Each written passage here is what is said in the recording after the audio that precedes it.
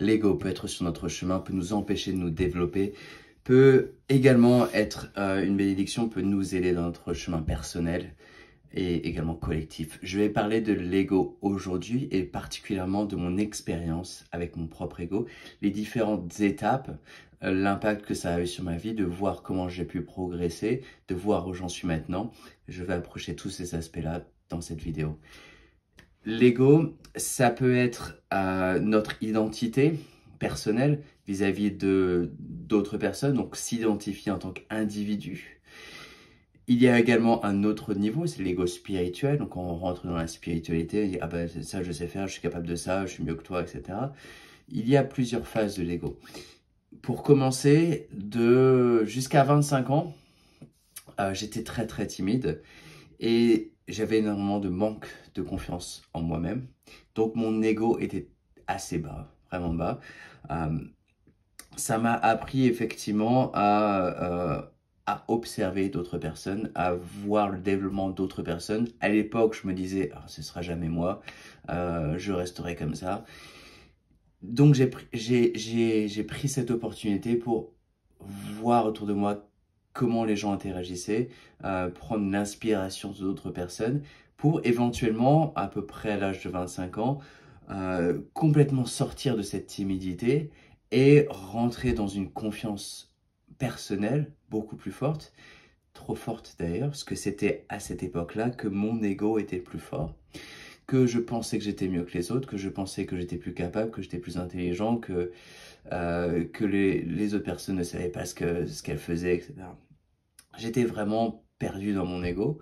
J'étais pas non plus dingue, j'étais pas non plus au point où les personnes ne m'aimaient pas, etc.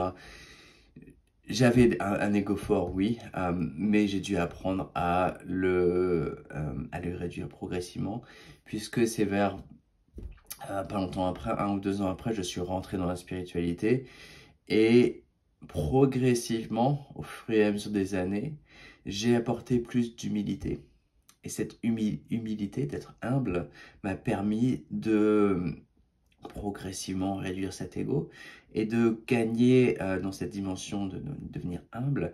J'ai effectivement pu en apprendre plus sur moi-même, sur mon âme, sur mon identité, puisqu'il était nécessaire que cet ego soit réduit, quasiment disparaisse quasiment, quoique il est toujours essentiel de garder une petite part d'ego, puisque cet ego nous permet de nous identifier en tant qu'individu particulier par rapport à un groupe. Donc, oui, progressivement, j'ai perdu cet ego-là. Et même si je regarde en arrière, est-ce que je regrette d'avoir eu cet ego? Est-ce que je regrette de ne pas l'avoir eu quand j'étais encore plus jeune? Non, parce que toutes ces expériences-là m'ont permis d'avoir un contraste, m'ont permis d'apprendre qu'effectivement, d'avoir fait ce parcours, d'être passé par l'ego, d'être passé par l'humilité, m'ont permis de voir à quel point il évalue de la validité, l'importance de prendre soin de moi-même, l'importance de l'humilité, l'importance de ne pas laisser l'ego prendre le dessus.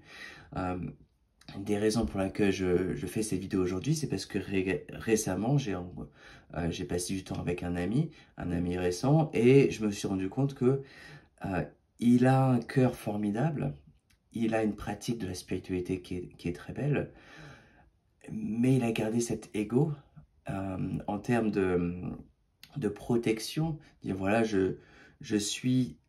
j'ai cet ego qui me permet de voir que je suis capable, que je suis aimé, que les personnes m'aiment, que je suis apprécié d'autres, que je m'apprécie moi-même. Alors que j'ai pris l'habitude personnellement de me connecter avec des personnes à un point de vue humain, un point de vue du cœur, me connecter directement avec ce cœur, et de ne pas pouvoir approcher certaines personnes qui ont cette bulle de protection, cet ego, ou cette peur de se connecter avec d'autres de manière humble, de manière égale. Effectivement, de laisser partir cet ego-là va permettre une connexion plus intime, une connexion plus, de manière plus noble, plus essentielle avec une personne. Et cet ego, il est nécessaire effectivement de le laisser partir. Et j'ai appris à laisser partir cet ego-là. Parfois, il ressort un peu. Et je suis conscient de le voir ressortir. Et j'ai dit, ah non, bah, non, c'est pas ce que je veux. Et je choisis de changer ce comportement. Je choisis de ne pas m'identifier à cet ego-là. D'avoir conscience de cet aspect-là qui ressort, je lui dis non, je ne suis pas cet ego-là, je choisis de devenir une personne différente. J'ai fait ce choix effectivement de laisser partir cet ego, de laisser partir cet aspect en moi-même qui dit je suis fort, je suis plus fort que toi, je suis plus capable que toi, je suis merveilleux. Non, en rentrant dans cette humilité, en étant humble, on apprend beaucoup plus vite. On se connecte authentiquement avec d'autres personnes et ça impacte chaque aspect de notre vie. Notre spiritualité également est impactée puisqu'on reçoit des informations plus facilement, on se connecte plus facilement avec la source, avec nos guides spirituels. Donc je vous invite à voir cet ego qui est potentiellement autour de vous et de choisir de changer cet aimant-là, de choisir de le laisser partir, puisqu'effectivement, la plupart du temps, il ne nous sert pas du tout. Voilà. Merci pour avoir regardé cette vidéo.